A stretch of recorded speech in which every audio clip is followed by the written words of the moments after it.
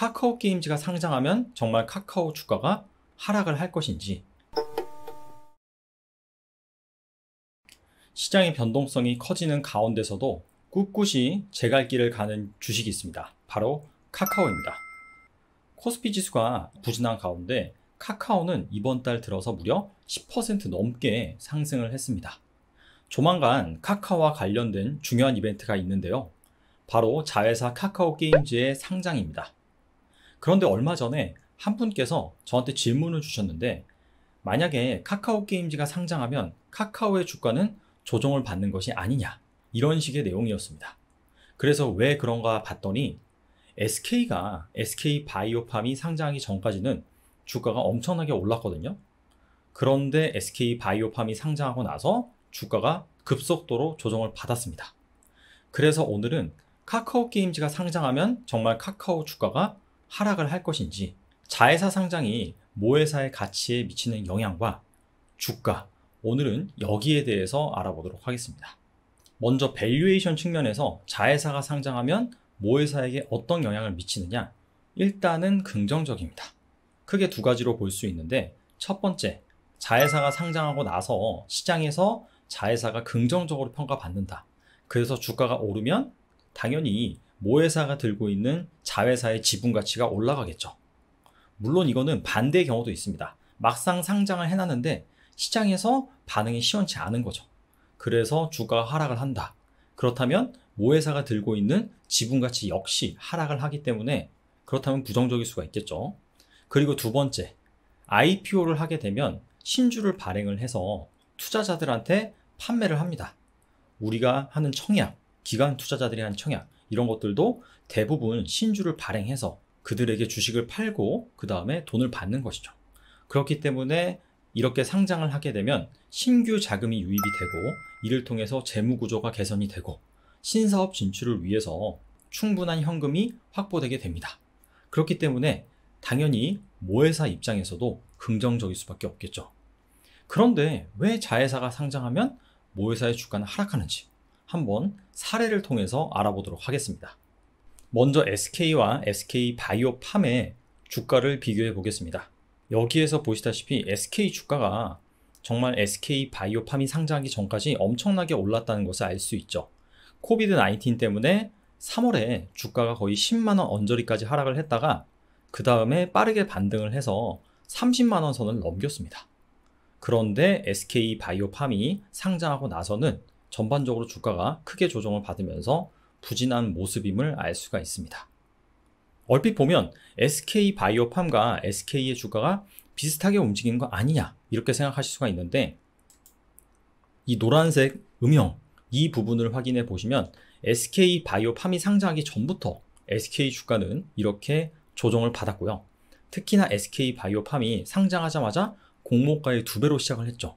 그리고 나서 상한가를 몇 번 쳤습니다. 그래서 주가가 20만원을 넘길 정도로 엄청나게 올랐음에도 불구하고 오히려 SK 주가는 하락을 한 것을 알 수가 있습니다. SK뿐만 아니라 다른 사례도 있어요. 바로 미투온과 미투젠의 사례입니다. 미투온이 모회사고요. 그 다음에 미투젠이 자회사입니다. 두 기업 모두 게임을 만드는 회사예요. 그런데 미투온의 주가를 보시면 6월 말까지 전반적으로 횡보를 하다가 그 다음부터 주가가 빠르게 반등을 하는 모습입니다. 5,000원대 후반에서 한때는 9,000원을 넘기기도 했어요. 그런데 그 이후로 갑작스럽게 떨어지죠. 그 이유가 무엇이냐면 바로 미투젠, 자회사가 상장을 하고 나니까 모회사의 주가는 같은 기간 조정을 받는 것을 알 수가 있습니다. 이유가 무엇이냐? 바로 자회사의 상장 기대감 때문에 모회사의 주가가 선반영을 해서 오른 것이죠. 그런데 이 모회사에 투자한 투자자들은 투자한 이유가 자회사의 가치 때문이거든요. 그렇기 때문에 실제로 자회사의 상장이 임박해지자마자 많이 오른 모회사를 팔고 자회사를 사기 위해서 수급이 그쪽으로 쏠린 것이죠. 그러면서 모회사는 상대적으로 부진한 모습을 보였다, 이렇게 볼 수가 있습니다. 그렇다면 자회사가 상장을 한다라고 한다면 무조건 모회사의 주가는 하락을 할까요? 다른 사례를 한번 살펴볼게요. 녹십자와 녹십자 웰빙의 사례입니다. 녹십자가 모회사고요. 녹십자 웰빙은 자회사입니다. 녹십자 웰빙이 2019년도 하반기에 상장을 했는데 녹십자 웰빙이 상장하기 전에 녹십자의 주가를 보면 미동이 없는 것을 확인할 수가 있습니다. 거의 그냥 횡보를 했다라고 볼 수 있을 정도예요. 그리고 이번에는 나이스와 ITM 반도체 사례를 보겠습니다. 나이스가 모회사, ITM 반도체가 자회사입니다. ITM 반도체도 역시나 2019년 하반기에 상장을 했어요.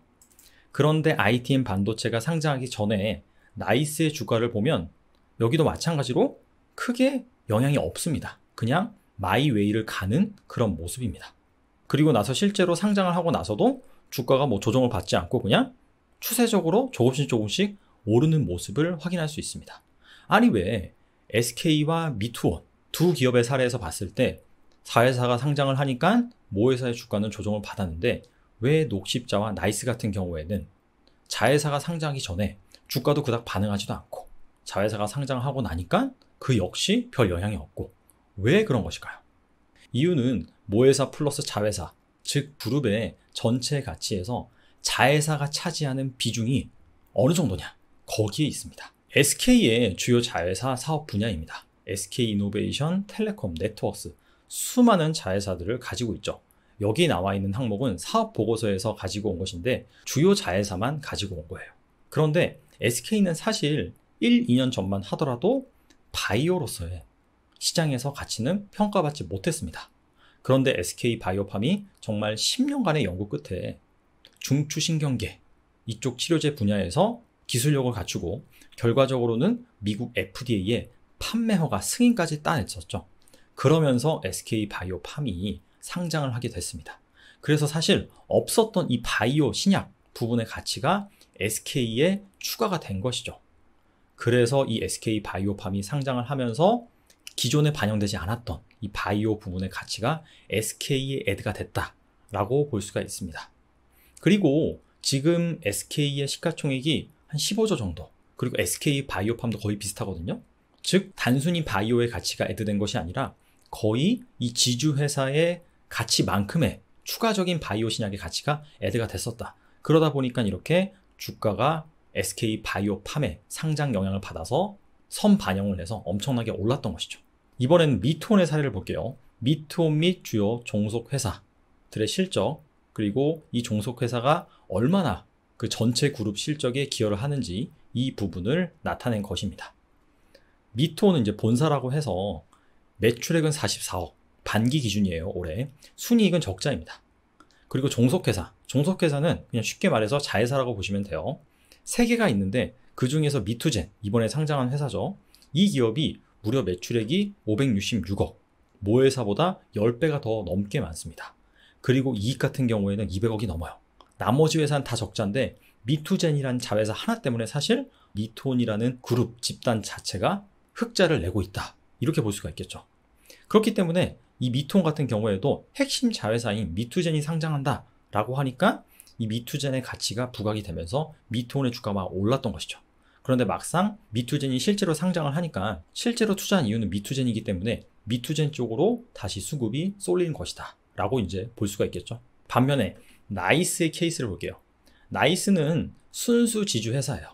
앞서서 SK도 마찬가지로 순수 지주 회사거든요. 자체 사업 부문을 보유하지 않고 자회사의 지분만 가지고 있는, 그래서 자회사로부터 브랜드 로열티 수입, 배당 수입 이런 것들을 주 사업으로 하고 있는 회사를 순수 지주 회사라고 해요.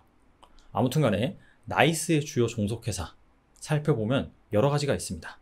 이거보다 훨씬 많아요. 그런데 제가 영업이익 기준으로 해서 이 기여도가 10% 미만인 거는 그냥 다 기타로 뺐습니다. 나이스의 자회사인 ITM 반도체, 이 기업이 나이스 그룹 전체에서 차지하는 이 기여도를 살펴보니까 전체에서 한 11% 정도, 그렇게 많이 차지하고 있지 않죠. 앞서서 미투온 같은 경우에는 미투젠이 이익 관점에서 그룹에 엄청나게 기여를 했었잖아요. 그런데 ITM 반도체 같은 경우에는 한 11% 정도, 그 정도만 기여를 하고 있다. 그래서 사실 나이스 평가정보, 나이스 정보통신, 나이스 신용평가 이런 기업들이 더 중요한 거예요. 나이스 입장에서는. 그리고 이번에 녹십자의 사례를 볼게요. 녹십자는 본업을 가지고 있죠. 제약, 그리고 특히나 백신 쪽에서 일가견이 있는 회사예요. 그리고 나머지 이렇게 수많은 종속회사를 가지고 있습니다. 녹십자 그룹 전체 측면에서 본다면은 거기에서 녹십자 본사가 차지하는 순이익 비중 같은 경우에는 69%. 상당히 크죠. 최근에 상장한 녹십자 웰빙의 순이익은 20억 원으로 전체 그룹의 기여도는 12%.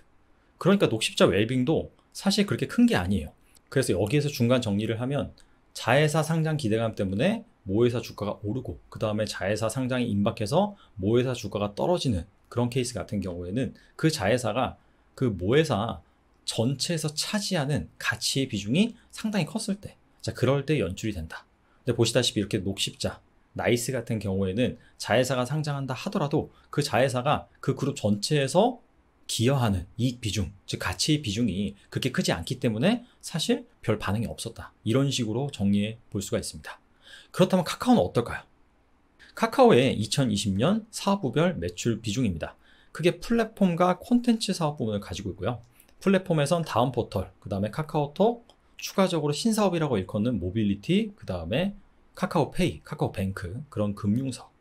콘텐츠 부분에서는 뮤직, 게임, 웹툰 등 다양한 사업 부문을 보유하고 있습니다. 콘텐츠 부분에서 게임, 바로 이 부분이 카카오 게임즈가 담당을 하는 것이고, 카카오 게임즈가 바로 얼마 안 있어서 상장을 하게 됩니다. 애널리스트들이 예상하는 올해 카카오 게임즈의 영업이익은 어느 정도냐? 946억이에요. 그런데 카카오 같은 경우에는 올해 예상 영업이익 컨센서스가 현재 기준으로 4,358억이거든요. 즉 카카오 게임즈가 카카오 전체 그룹에서 차지하는 비중이 영업이익 관점에서 봤을 때는 20% 정도다. 그렇게 작은 것도 아니지만 그렇게 큰 것도 아니다. 그래서 카카오 게임즈의 상장 이슈가 카카오 그룹 전체적으로 봤을 때는 그렇게 큰 이슈는 아니다 라고 우리가 결론을 낼 수가 있겠죠. 그래서 정리를 한번 해보겠습니다. 자회사가 상장한 후에 모회사가 주가가 하락하는 이유는 바로 그 자회사가 모회사를 포함한 그 그룹 내에서 차지하는 가치의 비중 때문이다. 앞서서 살펴본 SK 바이오팜, 미투온 미투젠 같은 경우에는 자회사가 상당히 가치 기여도가 높았습니다. 그러다 보니까 자회사가 상장하기 전에 모회사 주가가 선반영을 해서 막 오르다가 실제로 자회사의 상장이 임박했을 때 주가가 많이 오른 모회사를 팔아치우고 이 자회사로 갈아타는 그런 흐름이 나왔다. 이렇게 볼 수가 있고요. 반면에 나이스 그리고 녹십자 같은 경우에는 자회사가 상장한들 하지 않은들 별 상관없이 주가가 마이웨이로 갔다. 그 이유는 그 상장한 자회사가 그 그룹 전체에서 차지하는 비중이 그렇게 크지 않았기 때문이죠. 자, 그런 관점에서 카카오 게임즈와 카카오의 관계를 살펴보면 카카오 게임즈의 영업이익 기여도가 한 20% 정도 됩니다. 그렇기 때문에 작은 것도 아니지만 그렇게 큰 것도 아니다 라고 이렇게 볼 수가 있겠고요. 그리고 사실 게임 분야 같은 경우에는 증시에서 그렇게 성장성이 높다, 유명하다 라고 판단하는 분야는 아니에요. 현재 게임의 대장주가 바로 NC소프트입니다. NC소프트가 주가가 많이 올랐잖아요. 그럼에도 불구하고 올해 예상 이익 대비 PER이 24배 정도의 거래가 되고 있거든요. 그런데 현재 카카오 같은 경우에는 올해 예상 실적 대비 PER이 80배가 넘습니다. 즉 그 얘기는 무엇이냐? 이 게임의 가치 때문에 막 올랐다 라기보다도 이 플랫폼의 가치, 카카오톡, 그리고 다음 포탈, 모빌리티 금융, 자 이런 것들이 카카오라는 이 온라인 플랫폼을 통해서 특히나 최근에 코비드-19 때문에 비대면 수요가 점점 증폭이 되고 있잖아요. 자, 그런 부분에 있어서 밸류에이션을 추가적으로 받다 보니까 주가가 오른 것이지 단순히 자회사 상장 기대감 때문에 올랐다라고 보기에는 애매하다. 그리고 이런 것들을 명확하게 파악하기 위해서는 네이버가 카카오에 가장 가까운 그런 회사잖아요. 동종 업계. 그래서 이 두 기업의 주가를 잘 보시면 될 것 같아요. 네이버는 가만히 있는데 카카오만 혼자 주구장창 오른다 라고 본다면 정말 자회사 상장 기대감 때문에 투자자들이 사서 올리는 걸 수도 있거든요. 만약에 그런 경우라면 이 상장을 앞두고 나서 좀 주의할 필요가 있겠죠. 하지만은 네이버와 카카오가 주가가 따로 놀지 않고 함께 움직인다 라고 한다면 현재 직면한 상황, 이 비대면 수요가 증가하는 그런 부분에 있어서 같이 수혜를 받다 보니까 주가가 오르는구나. 자, 그런 식으로 해석하는 것이 더 맞다. 이렇게 볼 수가 있습니다. 따라서 앞으로 분명히 여러분들이 자회사가 막 상장을 하는 것 때문에 모회사가 가치가 오르는 케이스가 있을 것이거든요. 그래서 이런 것들을 잘 참고하셔서 여러분들이 현명한 투자 결정을 내리셨으면 좋겠습니다. 오늘은 여기까지 하겠습니다. 감사합니다.